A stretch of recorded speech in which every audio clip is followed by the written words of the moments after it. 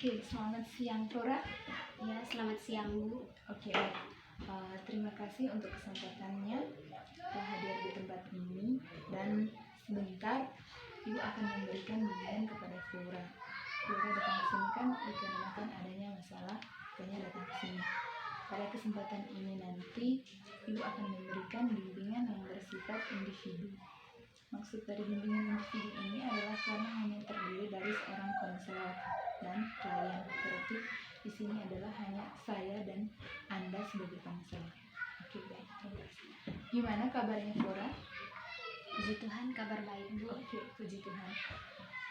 Sebelum kegiatan kita dimulai, ada baiknya kita berdoa terlebih dahulu agar apa yang kita kerjakan hari ini dapat berguna untuk hari besok, baik itu untuk saya dan juga Flora sebagai klien saya. Kita berdoa menurut agama dan keyakinan kita masing-masingnya. Berdoa dimulai.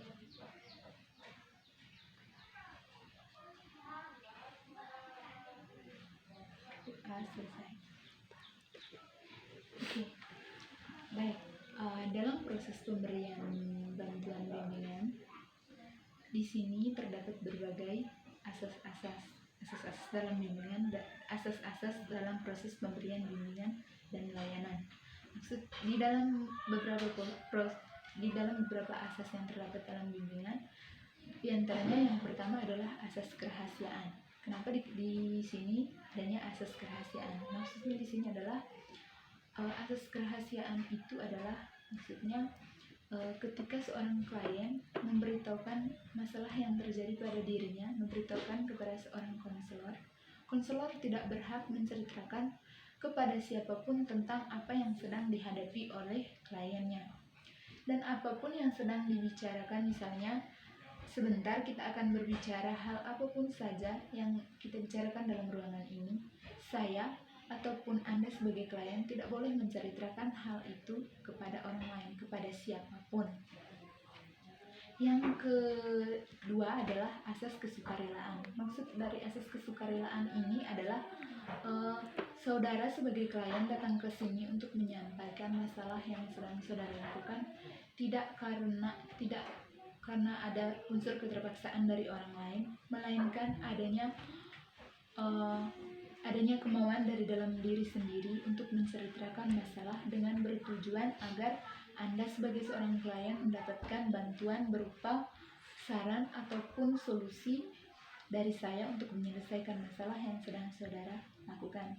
Yang ketiga adalah asas kegiatan. Maksud dari asas kegiatan ini adalah kita melaksanakan kegiatan kita pada hari ini sesuai dengan jam yang sudah ditentukan sebelumnya dari awal sampai akhir pertemuan. Oke, dari sekian asas yang sudah saya jelaskan, itu merupakan asas-asas yang terdapat dalam proses pemberian bimbingan atau layanan konseling.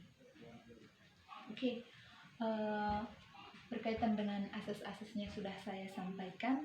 Selanjutnya saya berikan waktu kepada saudara untuk menceritakan masalah yang sedang saudara hadapi sekarang. Baik, terima kasih atas masukan dan arahan yang telah diberikan kepada saya tadi Bu. Baik, di sini saya sebagai mahasiswa dari kampus IKIP Bali sedang mengalami masalah dalam kuliah yang sedang dihadapi sekarang, yaitu karena sekarang kan sedang dilandai wabah virus corona.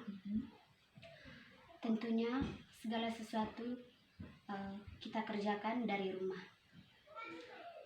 Sebagai mahasiswa tentunya kendala yang sedang dihadapi yaitu adanya belajar dari rumah. Kendala yang pertama yaitu dari segi jaringan, karena sekarang saat ini saya belajar dari rumah sendiri.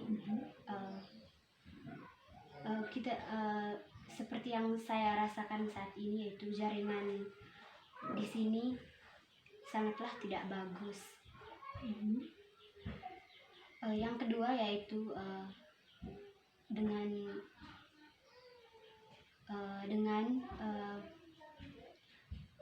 data yang ada yaitu tidak memungkinkan. Itu dikarenakan karena ekonomi yang kurang tidak bagus.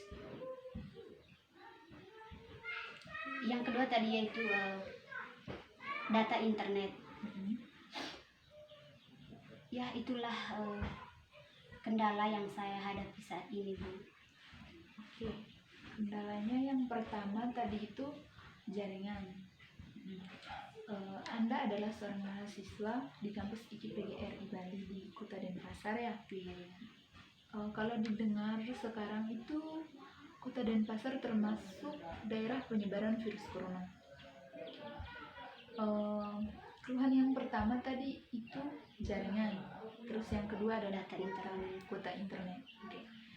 Sebelumnya Anda sudah tahu kalau di kampung jaringannya kurang bagus dan data internet yang disediakan sangat-sangat tidak memungkinkan. Data kuota internet yang disiapkan tidak memungkinkan itu dikarenakan jaringan yang tidak bagus, ya kan? Kalau misalnya kan saudara sudah tahu hal ini sebelumnya, lalu mengapa saudara tetap memilih untuk pulang kampung? Kemarin saya memilih untuk pulang kampung. Yang pertama itu karena saya takut kalau di Bali kan salah satu penyebaran virus corona yang sangat banyak, dan di sana salah satu zona merah yang sedang diwabahi virus corona. Kemarin saya pulang itu karena saya takut virusnya akan menyebar. Yang kedua, saya pulang kemarin itu karena kondisi sekarang kan tidak memungkinkan untuk menghasilkan sesuatu yang lebih banyak, yaitu salah satunya adalah uang. Saya dikendalakan uang yang disediakan oleh orang tua pasti tidak memungkinkan untuk membiayai saya saat ini.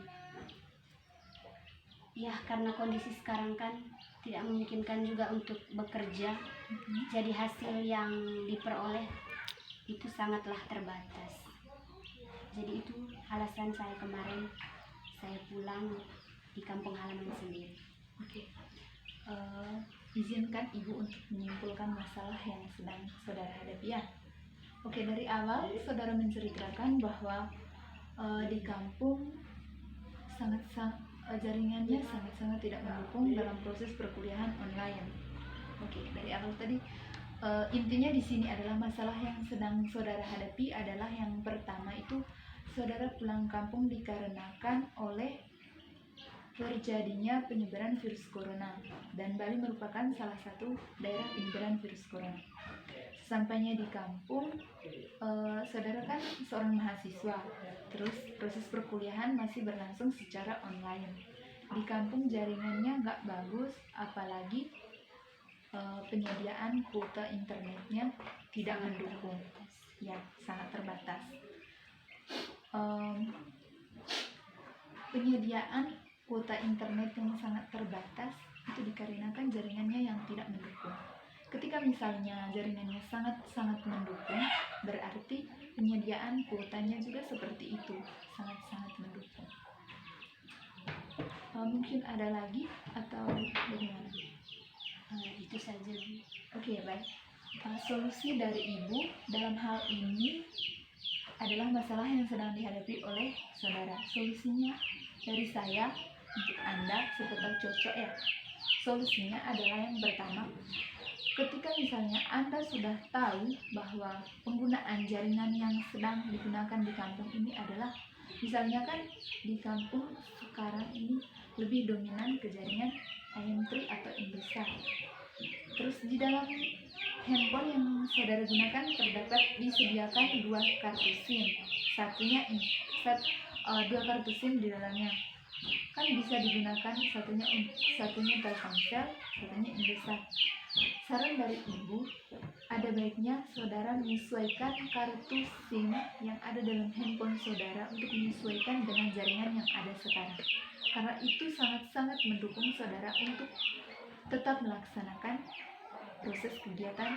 proses perkuliahan secara online. Kalau misalnya kan handphonenya kan di dalamnya tersedia dua kartu SIM ya. Sekarang ini kan di kampung kita lagi menggunakan kartu Indosat atau IM3, sama seperti ibu juga menggunakan seperti itu, satunya Telkomsel, satunya Indosat, biar proses perkuliahan kita itu berjalan dengan lancar. Sarannya adalah saudara sebaiknya menggunakan kartu Indosat salah satunya untuk mendukung kegiatan saudara. Nah, kalau misalnya saudara nyatakan bagaimana dengan kuota, kuotanya kan sekarang kan zaman serba canggih ya. Untuk kuotanya kan masih ada teman yang masih di Bali kan? Ya, masih Ada teman. Sekarang saudara tinggal transfer aja uangnya ke temannya, lalu minta bantuan sama temannya untuk membelikan voucher Indosat sesuai dengan penggunaan. Misalnya kan jatah 1 bulan itu untuk yang misalnya yang 1 giga, 7 giga atau berapa lah, intinya bisa mencukupi kebutuhan selama 1 bulan dalam proses perkuliahan. Jadi intinya adalah ibu menyarankan saudara untuk menggunakan kartu IM3 untuk mendukung proses perkuliahan. Bagaimana? Ini bisa diterima? Ya, bisa. Terima kasih atas sarannya tadi Bu. Oke, baik.